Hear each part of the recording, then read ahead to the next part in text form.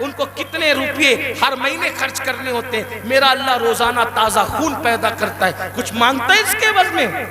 کچھ نہیں مانگتا. پھر بھی اس سے بے وفائی. کب تک ادھر ادھر بھٹکتے رہو گے؟ موت ہے. کب تک اس سے جفا کرو گے؟ موت ہے. کب تک اس کو ناراض کرو گے؟ موت ہے. میرے بھائیوں اتنا سوچو، دنیا میں اتنا دیا ہے، آخرت میں کتنا دے گا؟ وفادار تو بن کے دیکھ، وفادار تو بن کے دیکھ. سب کے لیے روئے ہونا، کبھی میرے اللہ کے لیے بھی رو کے دیکھ. سب سے دوستی کا ہاتھ بڑھایا نا، کبھی اس کے بھی دوستی کا ہاتھ اس سے بھی بڑھا کے دیکھو. کبھی ادھر بھی قریب آ کر دیکھو. میں پورے یقین سے کہہ رہا ہوں، جس دن تم اس کے ہو جاؤ گے، تمہیں کسی کی دعا کی ضرورت بھی نہیں پڑے گی.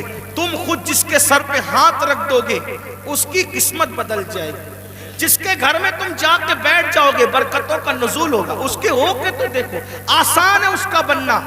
گناہ سے نکلو، توبہ کرو، اللہ کو مناؤ، اللہ کو گڑ گڑاؤ، اللہ کی بارگاہ میں گڑ گڑاؤ، آہو بکا کرو.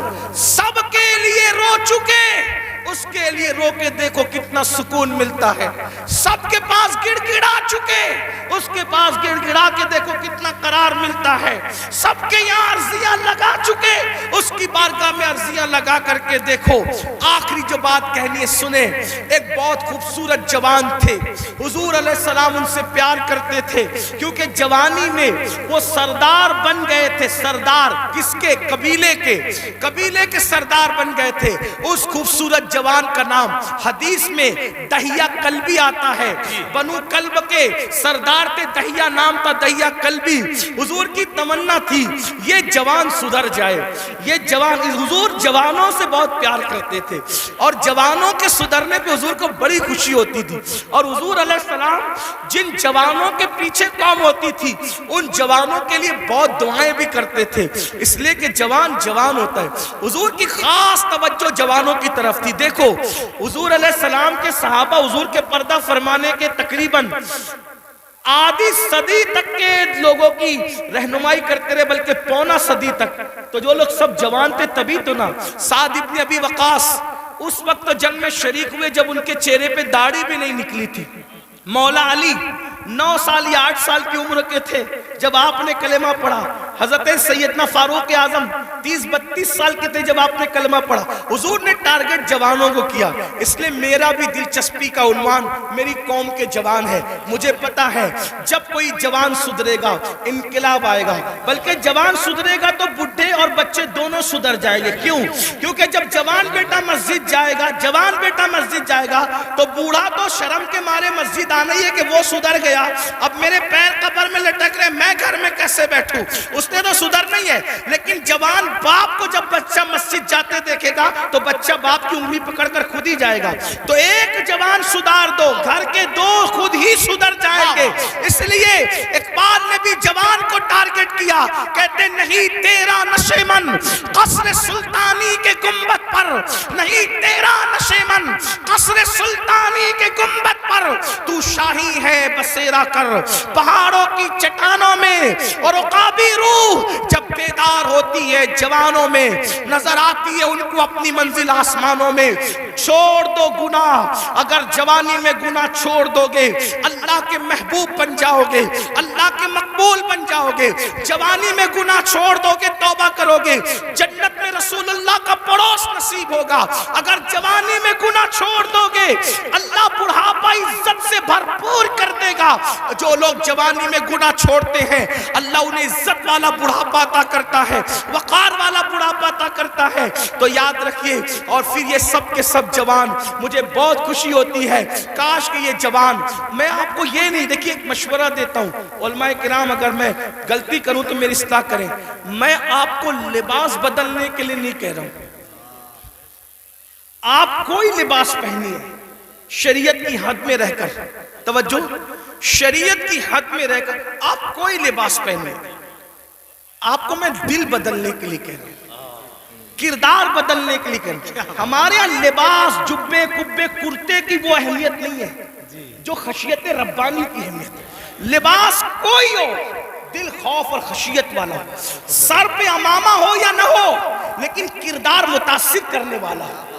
کھانے سے پہلے آپ کی طبیعت میں نمک چکھنے اور نہ چکھنے کی طرف دلچسپی ہو یا نہ ہو، میں سنت کو حقیر نہیں سمجھ رہا ہوں، واللہ کبھی نہیں، لیکن آپ سے کہہ رہا ہوں آپ کی طبیعت میں کھانے سے پہلے نمک چکھنے پہ دلچسپی ہو یا نہ ہو، لیکن عشق رسول کی لذت کی طرف آپ کی دلچسپی ضرور ہونا چاہیے۔ اہمیت اس طرف ہے، چہرے سنوارنے کی بجائے کردار سنوارو، اپنے سروں کی ٹوپیاں خوبصورت کرنے کی بجائے اپنے کردار کو خوبصورت کرو۔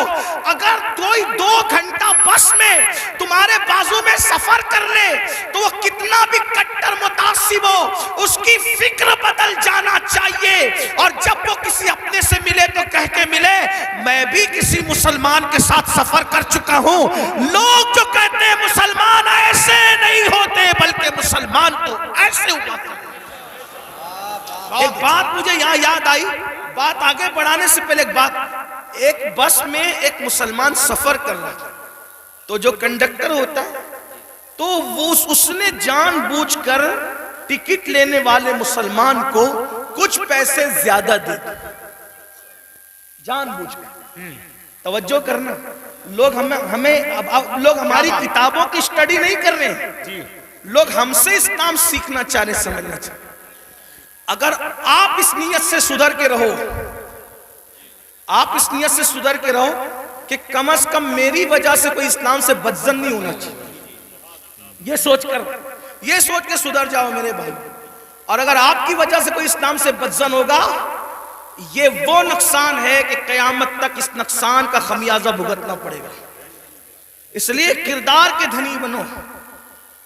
تو کچھ پیسے زیادہ بس کے کنڈکٹر نے اس کو مسلمان کو دے دی، اور اس کے بعد اس نے تجاول عارفانہ سے کام لیا، یعنی کہ اس نے جان کر انجانا ہو گیا۔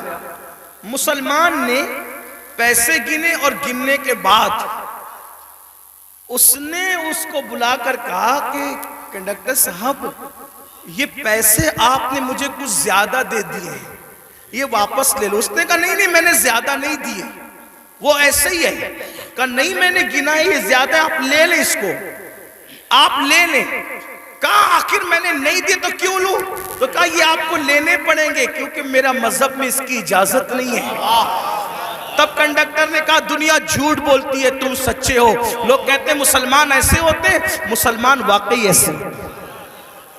میرے بھائیوں ایک دور تھا، دنیا کے کوئی بھی مذہب کا آدمی اگر سفر کرنا چاہتا تھا اور اپنی بیٹی کو اور اپنی بیوی کو اکیلے چھوڑ کے جانا چاہتا تھا تو وہ مسلمان ڈھونڈتا تھا کہ مسلمان کے پاس چھوڑ کے جاؤں گا، کیونکہ یہ مسلمان ہے، یہ کسی کی عورت پر ہاتھ نہیں ڈال سکتا، یہ اپنی پہچان تھی، اپنی امانتیں مسلمان۔ آپ دیکھیں تاریخ ہے نا، مکے والے حضور پہ پتھر بھی مارتے تھے، اور جب امانت رکھنے کی بات آتی تو ابو جہل اور ابو لہب کے پاس نہیں رکھتے تھے، معلوم ہے کہ یہ ڈاکو لوگ ہیں۔ پتھر جس کو مار رہے ہیں اسی کے پاس اپنی امانت رکھنے کے لیے آ رہے ہیں، کیونکہ جانتے ہیں کہ یہ محمد الرسول اللہ صادق بھی ہے، امین بھی ہے، یہاں سے ہماری امانت میں خیانت نہیں ہو سکتی۔ اور حضور نے کیا تاریخی طور پر دنیا کے سامنے ثابت کیا، ہجرت کے لیے جا رہے ہیں تو امانتیں لے کے نہیں جا رہے ہیں، اپنے بھائی کی جان کو خطرے کی جگہ پہ سلا کر کے کہتے علی سو جانا، صبح اٹھ کر کے سب کی امانتوں کو لوٹانا، پھر آ کر کے ہم سے ملاقات کرنا۔ دیکھ رہے ہیں آپ، یہ ہوتا ہے کردار، یہ ہوتا ہے اسی لیے بدر میں جو کافر آئے تھے مکے کے گنڈے، وہ حضور سے آنکھیں نہیں ملا سکے، کیوں؟ کیونکہ حضور ان کی امانتیں لے کر نہیں بلکہ امانتیں ادا کر کے بتایا کہ دشمن جان کا دشمن بھی ہو اس کی امانت میں بھی خیانت مت کرو۔ اور آج تو مسلمان کا حال یہ، لوگ مسجد مدرسے کی رقم آج نہیں چھوڑنا چاہتے، یہ حالات سب ایسے نہیں ہوتے۔ لوگ جو ہے وہ ابھی سننے میں آتا ہے حج کا پیسہ لے کے بھاگ گئے، عمرہ کا پیسہ لے، مسلمانوں کچھ تو خیال کرو، حج عمرہ کا پیسہ لوگ جو روپیہ 2 روپیہ جوڑ کر کے، غریب لوگ کیسے جوڑتے ہیں، لوگ لے کر کے بھاگ جاتے۔ سوچو تو صحیح نا، انداز تو کریں، کتنا گرے گا انسان، کوئی حد ہے گرنے کی۔ ایک وقت تو وہ تھا اور ایک وقت یہ ہے، لوگ امانتیں ہمارے پاس رکھتے تھے، بیویاں بچیاں ہمارے پاس چھوڑ جاتے تھے، یہ خیانت نہیں کریں گے۔ اور آج مسلمانوں کے محلوں میں لوگ گھر نہیں لیتے، یہ حال ہے۔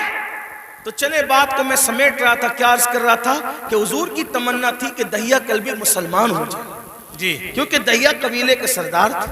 حضور نے دعا بھی کی، اللہ تعالیٰ دہیا کو ایمان کی دولت عطا۔ دہیا آئے تھے بڑے خوبصورت، دہیا کلبی جب آئے تو حضور نے ان کی تالیف قلبی کے لیے چادر بچھا دی۔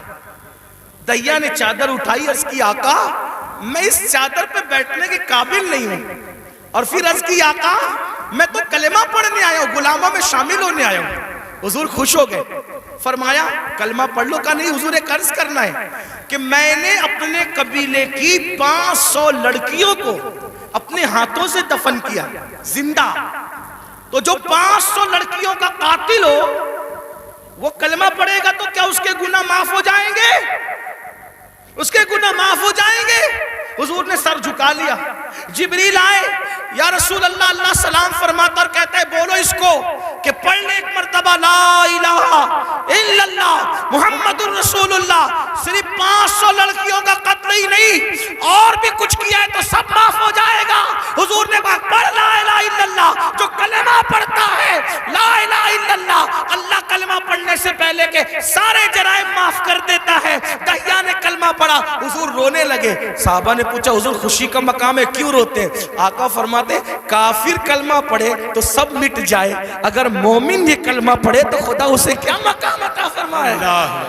تو اللہ کے بندو توبہ کرو، اللہ کی طرف آؤ۔ اللہ پاک سے دعا ہے اللہ سب سے پہلے مجھے آپ کو عمل کی توفیق دے، جہنم سے خود بچو، جہنم سے بچانے کی کوشش کرو۔ گفتگو کے درمیان کوئی غلطی ہو تو اللہ تعالیٰ معاف کرے۔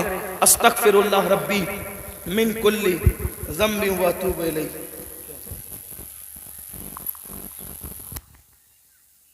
انا للہ و انا الیہ۔ یہ سچی بات ہے۔ دیکھیے قیامت کی نشانیوں میں سے ایک نشانی یہ بھی ہے کہ اللہ کے نیک بندے ہم سے